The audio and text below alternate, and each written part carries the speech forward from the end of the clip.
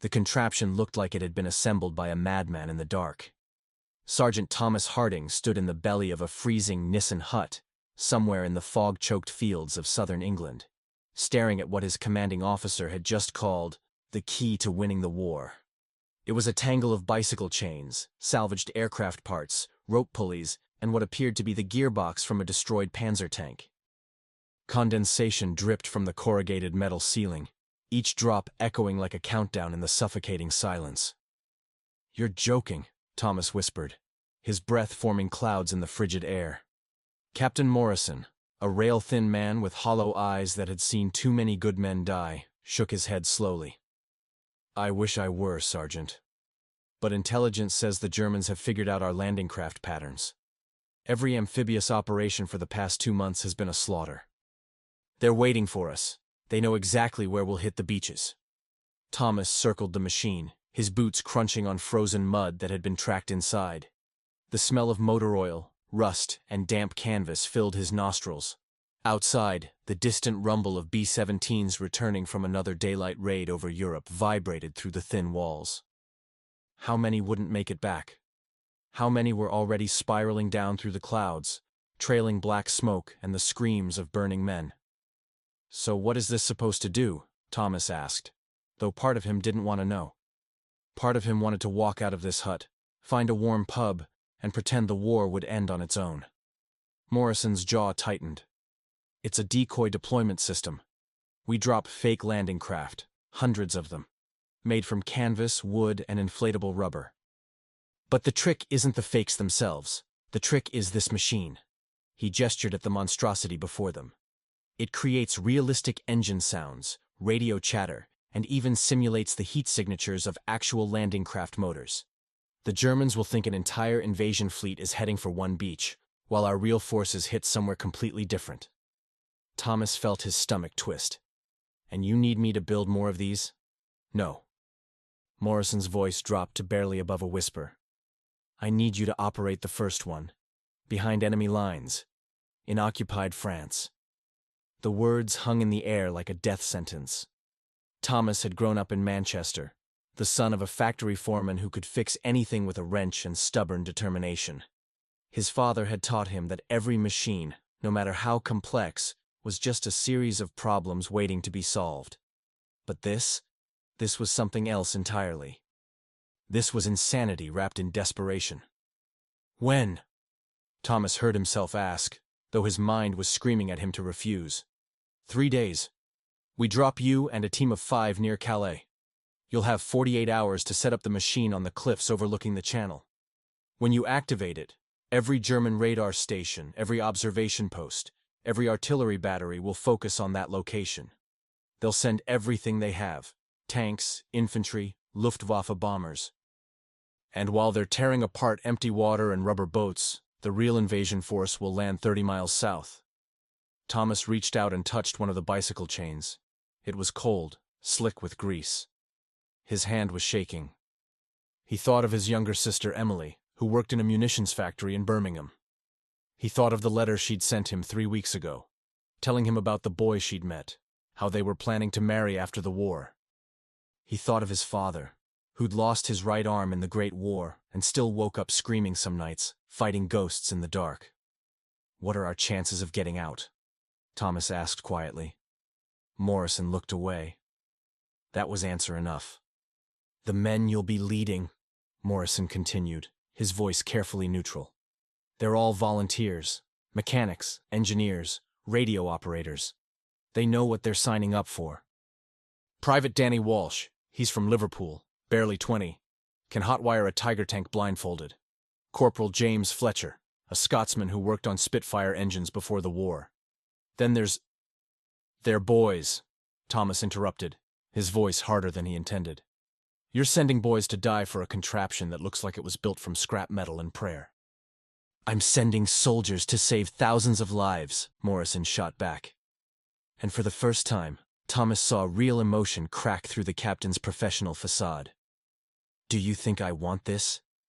Do you think I enjoy picking men to send on suicide missions? But this is the war we're in, Sergeant. This is the reality. The Germans have the advantage. They have better positions, better intelligence, and they're dug in like ticks. Unless we can outsmart them, unless we can make them look the wrong way for just a few hours, the next invasion will fail. And if it fails, this war could drag on for years, maybe forever. Thomas closed his eyes. He saw beaches painted red with blood. He saw landing craft exploding before they even reached shore. He saw the faces of men he'd trained with, men he'd shared cigarettes and bad jokes with, men whose bodies were now at the bottom of the English Channel, picked clean by fish. "Show me how it works," he said finally. For the next 6 hours, Thomas and his team assembled in that freezing Nissen hut, learning the secrets of the impossible machine.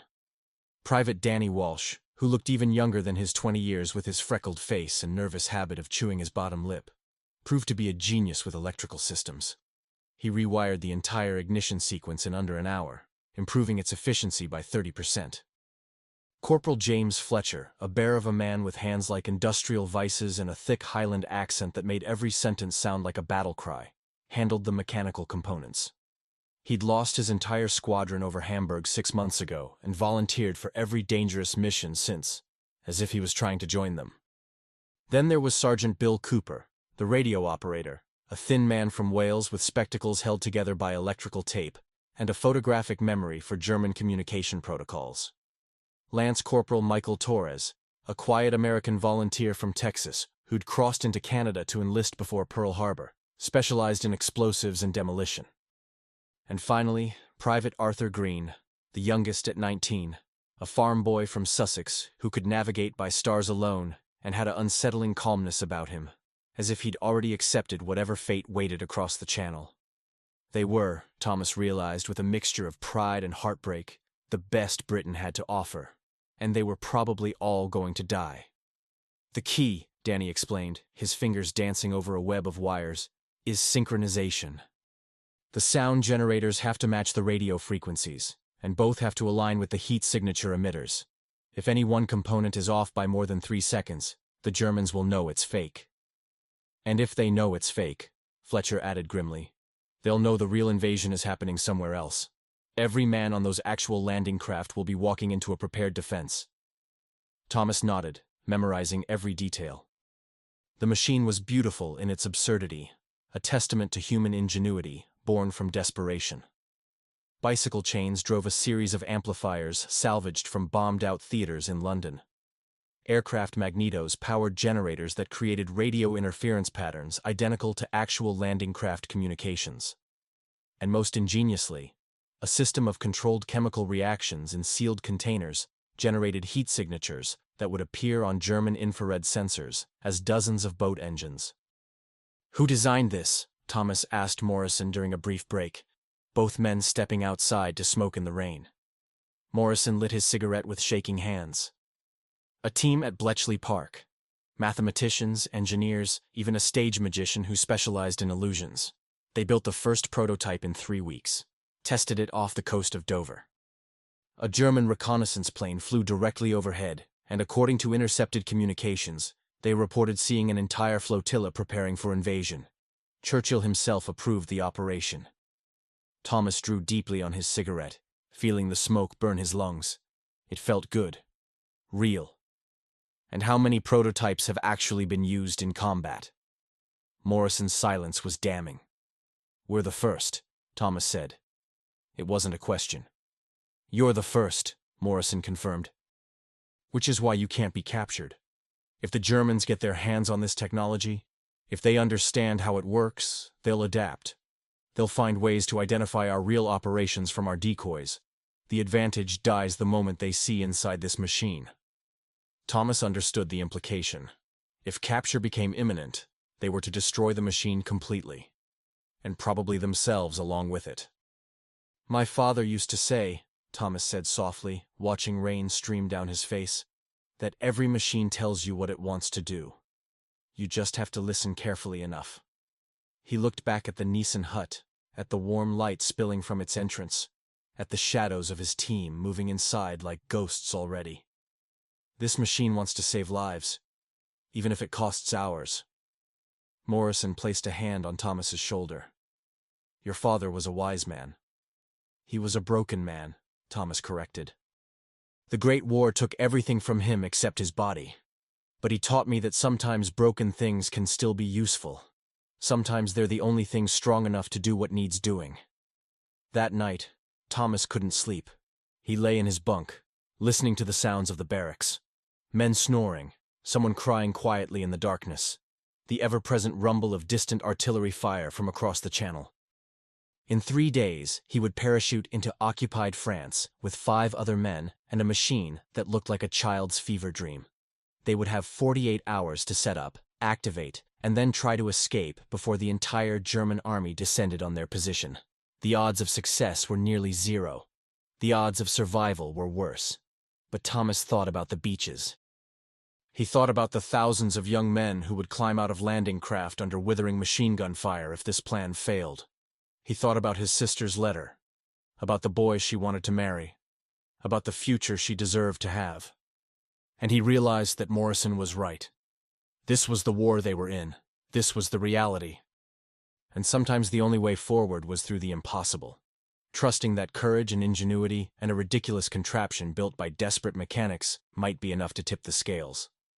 Just enough. Just for one day.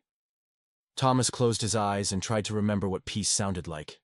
The aircraft shook like a dying animal as flak burst around them in flowers of fire and shrapnel. Thomas gripped the support strap so hard his knuckles went white, watching the red light above the cargo door pulse in rhythm with his hammering heart. The Halifax bomber carrying them had been violently thrown sideways 3 times in the last 2 minutes, each concussion bringing them closer to becoming another burning star falling into the French countryside below. 30 seconds, the RAF dispatcher shouted over the engine roar and wind scream. He was barely visible through the darkness of the fuselage, just a shadow among shadows, but Thomas could see his hand raised, fingers spread. Behind Thomas, strapped into jump seats bolted to the aircraft's ribs, his 5-man team sat in grim silence. Each wore the same expression Thomas had seen in mirrors before. Acceptance mixed with terror, determination fighting against the primal urge to survive. Their precious cargo, the impossible machine, had been disassembled and packed into 6 reinforced containers that would drop with them, each one worth more than all their lives combined. Danny Walsh was praying silently, his lips moving without sound, rosary beads wrapped around his fingers. Fletcher stared straight ahead with eyes that saw nothing of this world, perhaps already walking through whatever Scottish afterlife awaited him. Cooper kept checking and rechecking his radio equipment, his methodical movements the only anchor keeping him from panic. Torres had his eyes closed, breathing slowly and deliberately like he was meditating. And young Arthur Green actually smiled when he caught Thomas looking at him. A small, sad smile that said he understood exactly what they were flying into. Another explosion rocked the Halifax. Somewhere in the aircraft's belly, metal shrieked and tore. The smell of smoke filtered through the fuselage. "Engine 2 is hit!" The pilot's voice crackled through the intercom, tight with controlled panic. "We're losing altitude. Jump window is now 60 seconds. After that, we're too low for safe deployment." The dispatcher yanked the cargo door open, and the night rushed in like a hungry beast.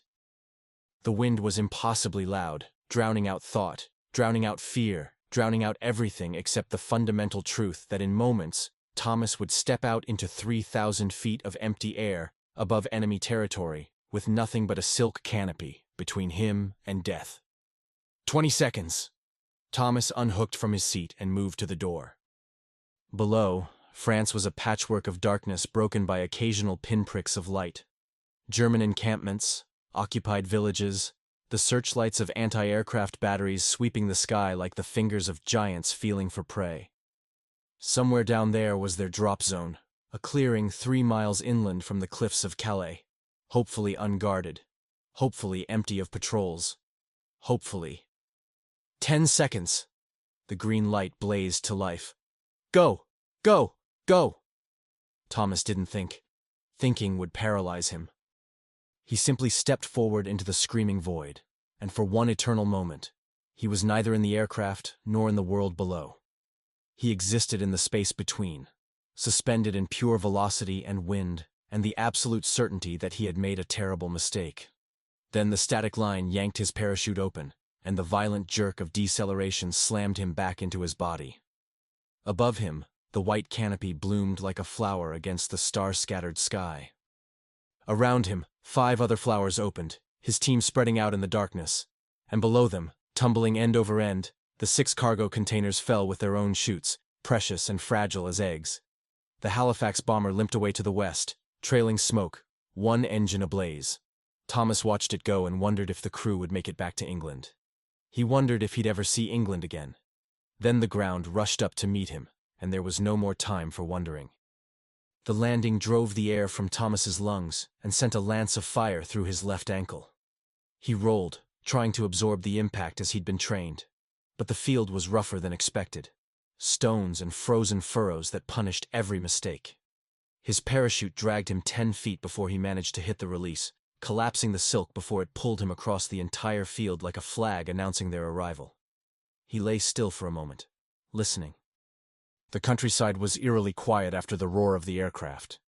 Just wind through winter trees, the distant bark of a dog, the faint rumble of trucks on a road somewhere to the north. No alarms, no shouts, no gunfire. Not yet. Thomas keyed his radio twice, the signal that he was down and alive. 4 immediate responses clicked back, then a 5th. All accounted for. He breathed out slowly, forcing himself to stand despite the screaming protest from his ankle.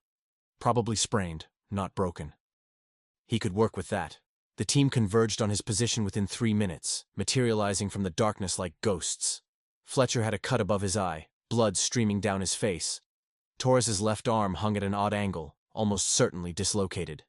But they were alive. They were together. "Containers?" Thomas whispered. "Found 4 already," Danny replied, his young face pale in the starlight.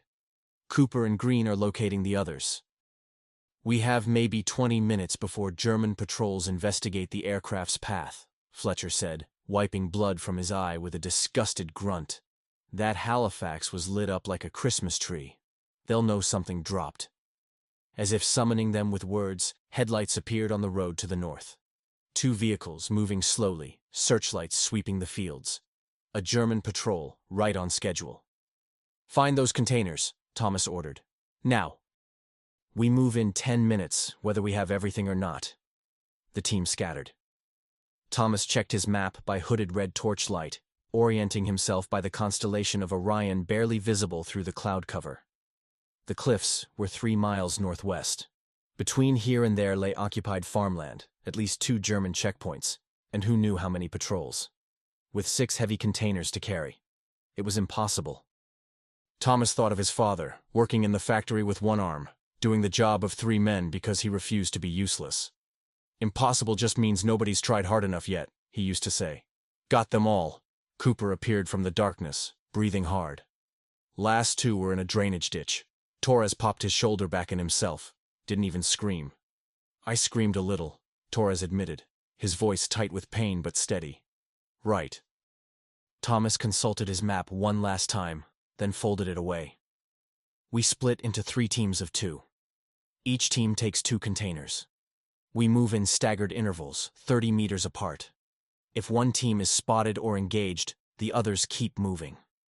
The mission matters more than any of us. Understood?" No one spoke, but the silence was agreement enough. "Fletcher, you're with me. Danny and Cooper. Torres and Green. We have 3 hours to reach the assembly point before dawn. After that, we're sitting ducks." The headlights were closer now, less than a quarter mile away. Thomas could hear the diesel growl of the engines, could see the silhouettes of soldiers in the truck beds, rifles ready. "Move," Thomas commanded. They moved. The journey to the cliffs became a nightmare of near misses and held breath. Twice they had to freeze in muddy ditches while German patrols passed within arm's reach. Soldiers speaking in low voices about the cold, about wanting to be in Paris, about the war that seemed to stretch on forever. Thomas lay face down in freezing water that soaked through his uniform, Fletcher beside him, both men gripping the heavy container between them while jackboots crunched through the frost not 5 feet from their heads.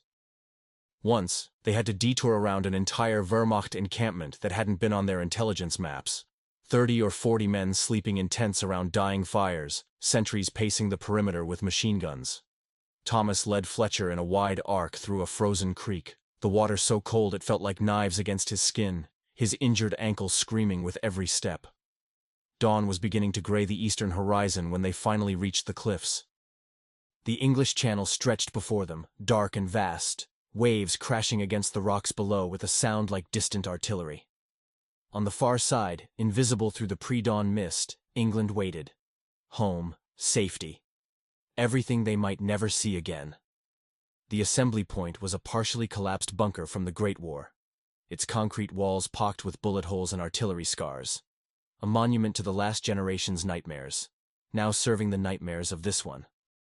Thomas and Fletcher reached it first, collapsing inside with their containers. Danny and Cooper arrived 10 minutes later, exhausted and soaked with sweat despite the cold. Then 15 agonizing minutes of silence. No Torres, no Green. "We give them 5 more minutes," Thomas decided, though the words tasted like ash. "Then we start assembly." "They could be delayed," Danny protested, his young face desperate. "They could be hiding from a patrol." "We can't just—" The distant crack of rifle fire cut him off. 3 shots, rapid succession. Then a longer burst from a German MP-40, then silence. Fletcher closed his eyes. Cooper crossed himself. Danny pressed his forehead against the concrete wall and didn't make a sound, though his shoulders shook. Thomas forced himself to breathe. 2 men dead. 2 containers lost. He tried to calculate whether they could complete the machine with only 4 containers. Tried to focus on the mission. Tried not to see young Arthur Green's sad smile in his mind. Then a scraping sound at the bunker entrance made them all spin, weapons raised. Torres stumbled through the gap, blood covering the right side of his face, dragging both containers behind him with his good arm. He collapsed at Thomas's feet. "Green," Torres gasped. "Patrol spotted us. He drew them off. Told me to run. I heard him fighting. Heard him die." Torres looked up at Thomas with eyes that had aged a decade in 3 hours. "He was 19 years old, and he bought us time with his life. We better make it count." Thomas helped Torres to a sitting position, examining his wounds. A grazing shot across his temple, painful and bloody but not fatal. Bruised ribs, the dislocated shoulder still grinding in its socket, but alive, functional. "We make it count," Thomas agreed quietly. "We make damn sure we make it count." Outside, the sky continued its slow brightening. They had perhaps 2 hours before the cliffs would be fully visible to German observation posts. 2 hours to assemble a machine that had taken them 6 hours in the safety of an English hut. "Everyone," Thomas said, his voice finding strength from somewhere deep, somewhere his father had planted it years ago. "We didn't come this far to fail. Green didn't die so we could fail. So let's show these Nazi bastards what a few mechanics with a ridiculous contraption can do." Fletcher actually smiled, a savage, bloody smile. "Aye, let's build something beautiful." They opened the containers and began to work, hands moving with desperate precision, each man knowing his role perfectly. And as the sun began to rise over occupied France, painting the channel in shades of blood and gold, the impossible machine started to take shape. Outside, somewhere in the growing daylight, German soldiers searched for the Allied paratroopers they knew had landed. They would find them eventually. But by then, Thomas thought as he connected the final chain drive to Fletcher's mounted amplifier, it would be too late. By then, the ghosts would be singing, and the real invasion would be underway. He just hoped they'd live long enough to see it work. The machine hummed to life with a sound like the world breathing. Thomas stepped back from the final connection, his hands black with grease and blood, some his own, some from helping Torres with his wounds. The impossible contraption filled the collapsed bunker like a mechanical heart, bicycle chains turning in perfect synchronization, salvaged amplifiers beginning their symphony of deception, heat generators warming to operational temperature. It was ugly. It was beautiful. It was everything they'd bled for. 42 minutes, Cooper announced, checking his watch with trembling hands. "We set the British record for field assembly, not that anyone will ever know." "Green would have been proud," Danny said quietly, making final adjustments to the radio frequency modulator. His young face had hardened overnight, aged by loss and proximity to death. "He always said we could do anything if we just worked together." Fletcher grunted agreement, using a length of torn uniform to wipe blood and sweat from his face. His massive hands moved over the mechanical components with surprising gentleness, checking each connection, each gear, each chain link. The lad was right. Now let's make sure his death meant something. Through the bunker's broken walls, morning light painted the English Channel in shades of gray and silver. Somewhere across that water, the real invasion force was preparing to launch. Thousands of men climbing into landing craft, checking weapons, writing last letters home, praying to whatever gods might listen. Their survival depended on 5 exhausted mechanics and a machine that looked like it had been designed by a committee of drunk engineers. No pressure. German patrol activity is increasing, Torres reported from his position near the entrance, binoculars pressed to his eyes despite the pain it caused. I count 3 motorized units converging on this sector. They know we're here. They just don't know where yet. How long until they find us? Thomas asked, though he already knew the answer wouldn't be good. An hour. Maybe less if they're lucky. Thomas consulted the mission timeline Morrison had drilled into them. The machine needed to run for minimum 3 hours to be effective. Long enough for German intelligence to confirm the invasion fleet. Long enough for them to mobilize their defenses. Long enough for the real landing craft to reach their actual beaches uncontested. 3 hours. They had to hold this position for 3 hours against an entire German garrison. Right, Thomas said, forcing confidence into his voice. Cooper, get on the radio. Start broadcasting our false traffic. Danny, bring the sound generators to full power. Fletcher, Torres, we need defensive positions. Use the rubble. Create firing lanes. We're not running anymore. What about you? Fletcher asked. Thomas looked at the machine, at its spinning chains and pulsing generators, at the miracle of desperate ingenuity his father would have appreciated. I'm staying with her. Someone needs to monitor the systems, make adjustments if anything starts to fail. If this thing stops working before the real invasion launches, we've failed. Green died for nothing. All of this was for nothing. The team moved with practiced efficiency, each man falling into his role. Cooper's fingers flew across his radio keys, sending false communications that would sound to German ears, like dozens of landing craft coordinating their approach. Danny adjusted frequencies, matching the sound generators to replicate the throaty rumble of marine engines, the slap of waves against steel hulls, the organized chaos of an amphibious assault, and then Thomas threw the master switch. The machine roared to life fully, and the bunker filled with phantom sounds. Engine noise echoing from the amplifiers mounted near the cliff edge, radio chatter spilling into the air, heat blooming from the generators to create infrared signatures that would light up German sensors like Christmas trees. To anyone monitoring the channel, it would appear that a massive invasion fleet was approaching these cliffs, right here, right now. Thomas closed his eyes and listened to their beautiful lie sing. The Germans took the bait faster than anyone had dared hope. Within 20 minutes, Cooper intercepted frantic radio traffic from German command posts. Within 30, Torres spotted the first artillery pieces being wheeled into position along the cliff tops 2 miles south. Within 45 minutes, the sky filled with the drone of Luftwaffe aircraft, Messerschmitt fighters, and Stuka dive bombers racing toward the phantom fleet that existed only in sound and radio waves and heat. It's working, Danny breathed, watching through a gap in the bunker wall as German forces mobilized. My God, it's actually working. Trucks filled with infantry rumbled along coastal roads. Panzer tanks emerged from hidden positions, their commanders scanning the horizon for invasion craft they would never find. Entire battalions rushed toward the killing zone, preparing to slaughter an enemy that wasn't there. And across the channel, Morrison had told them, the real invasion force was adjusting course, heading for beaches suddenly stripped of defenders. Contact! Torres shouted. German patrol, 300 meters, moving toward our position. The illusion had worked perfectly. Too perfectly.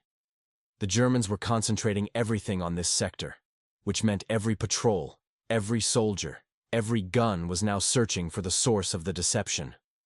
How many? Thomas asked, his hands never leaving the machine's controls. 12 infantry. 2 officers. They're moving cautiously, sweeping the area. Fletcher checked his Lee Enfield rifle, his face grim. We can take 12. Not without revealing our position, Cooper countered. The moment we fire, every German in 5 miles will know exactly where we are. Thomas watched the machine's gauges, calculating. They'd been running for 53 minutes. 2 hours and 7 minutes remaining. Could they hold for that long against an entire garrison? No. The answer was simply no. But they could try.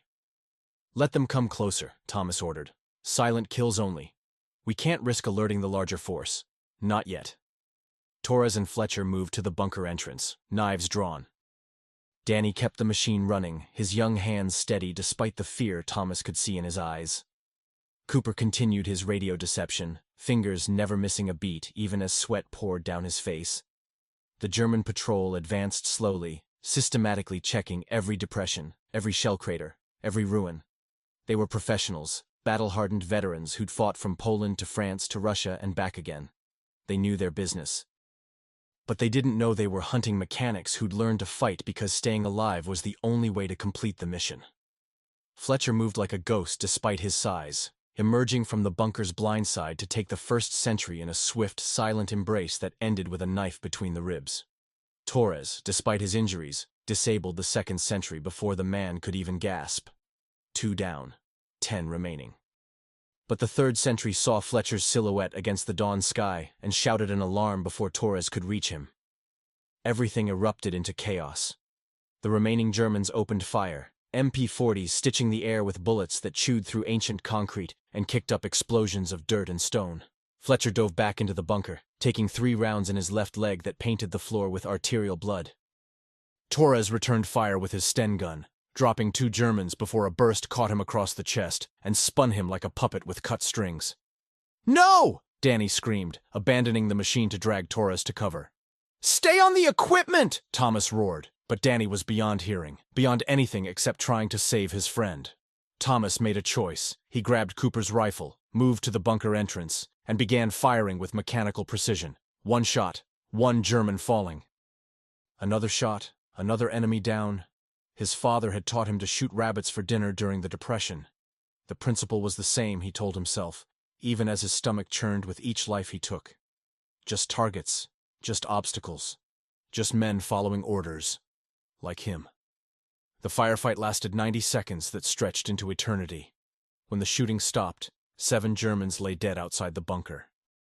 The other 3 had retreated, running back toward their main force to report the contact, which meant they now had minutes, not hours. Thomas scrambled back to the machine, checking for damage. A bullet had grazed one of the amplifiers, but the system was still functional, still singing its ghost song, still weaving the illusion that was saving thousands of lives across the channel. Fletcher sat against the bunker wall, tourniquet tied around his thigh, blood still seeping through his trousers. Torres lay motionless, Danny pressing both hands against the wounds in his chest, tears streaming down the young man's face. "He's gone," Cooper said softly, checking Torres's pulse. "He's gone, Danny. 2 dead now. Green and Torres. Good men, brave men, who'd volunteered for this insanity." Thomas checked his watch. 1 hour, 18 minutes. They'd bought half the time they needed. "German reinforcements inbound," Fletcher reported through gritted teeth, his face gray with shock. "Looks like 50, maybe 60 infantry. 2 half-tracks. And I think that's a Panzer III about a mile south." They couldn't win this fight. They couldn't even survive it, but they could make it last. "Danny," Thomas said firmly, pulling the young man away from Torres's body. "I need you on the machine. Keep it running. That's all that matters now." "Keep it running. But Torres is dead," Thomas said bluntly, hating himself for the coldness, but needing Danny focused. "And he'll stay dead whether you cry or whether you fight. Green died buying us time. Torres died defending this machine. Don't make their deaths meaningless." Something hardened in Danny's eyes, something that would haunt him forever if he survived, but would keep him alive right now. He nodded once and returned to the controls. "Cooper, Fletcher, can you fight?" Fletcher laughed, a sound like breaking glass. "I'm Scottish. I can fight until I'm dead, and probably a bit after." Cooper simply nodded, chambering a round in his rifle. "Then we hold," Thomas declared. "We hold for 1 hour and 18 minutes. We hold until the real invasion hits their beaches. We hold until our boys are on French soil. And if we have to die holding, then we die holding." Fletcher grinned through his pain. "I always wanted to see France." "This is a terrible way to see it," Cooper observed. Aye, Fletcher agreed. But it's our way. The final battle for the bunker became legend, though only 4 men would ever know the truth of it. The Germans came in waves, disciplined and relentless. Thomas, Cooper, and Fletcher turned the broken bunker into a fortress of last resort, using ancient concrete and desperate courage to hold against impossible odds. They fired until their rifles burned their hands. They threw grenades salvaged from dead Germans. They fought with knives and fists when ammunition ran out. And through it all, the machine kept singing. Danny stayed at the controls, making adjustments even as bullets whined past his head, even as explosions shook the bunker, even as his friends died around him. The machine was everything. The mission was everything. His fear, his grief, his terror.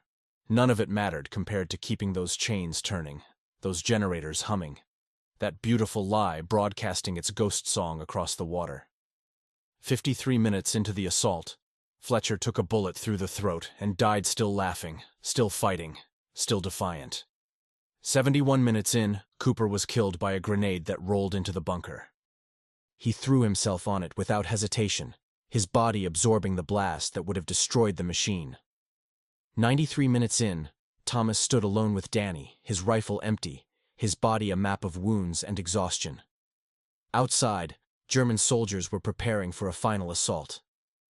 Inside, the machine continued its work, indifferent to human suffering, focused only on its purpose. How long? Thomas asked, his voice hoarse from smoke and shouting. 17 minutes, Danny replied. 17 minutes until the scheduled invasion time. Then we can shut it down. 17 minutes. Thomas laughed.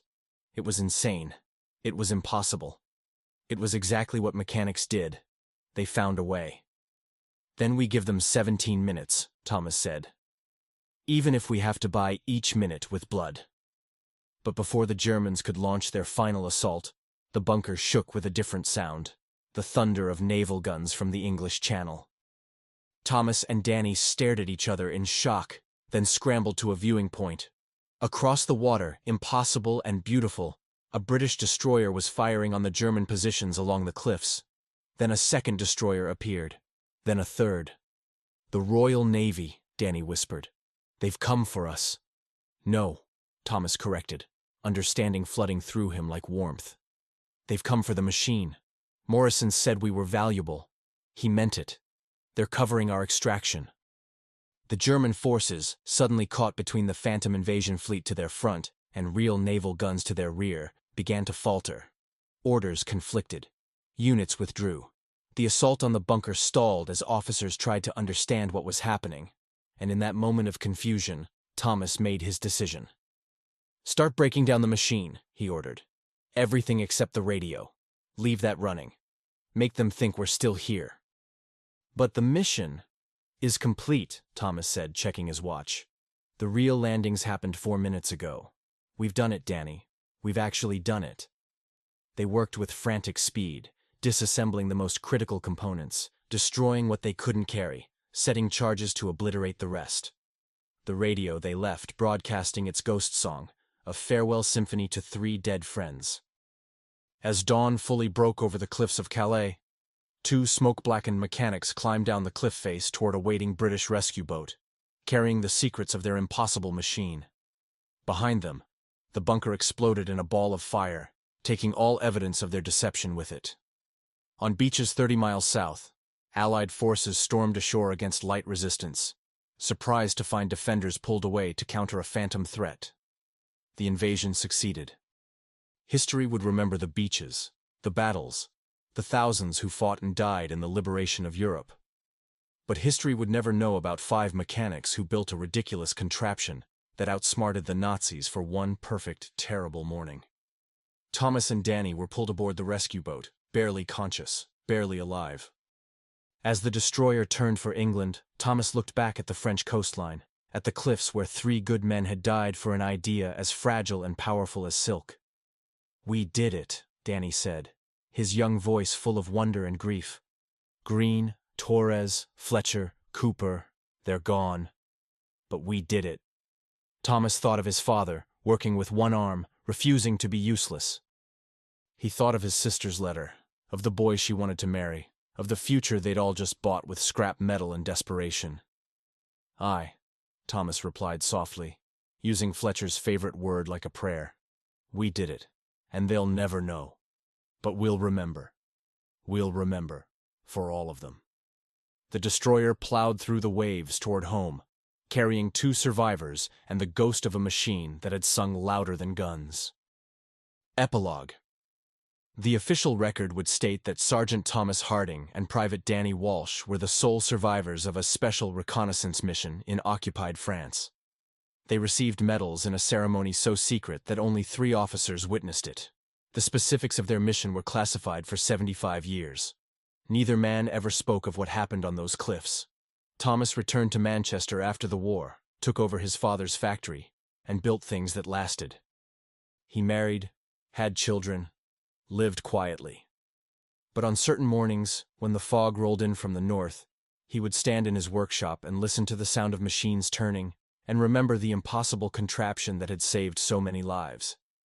Danny Walsh became an engineer, designing communication systems that would later form the foundation of modern radio technology.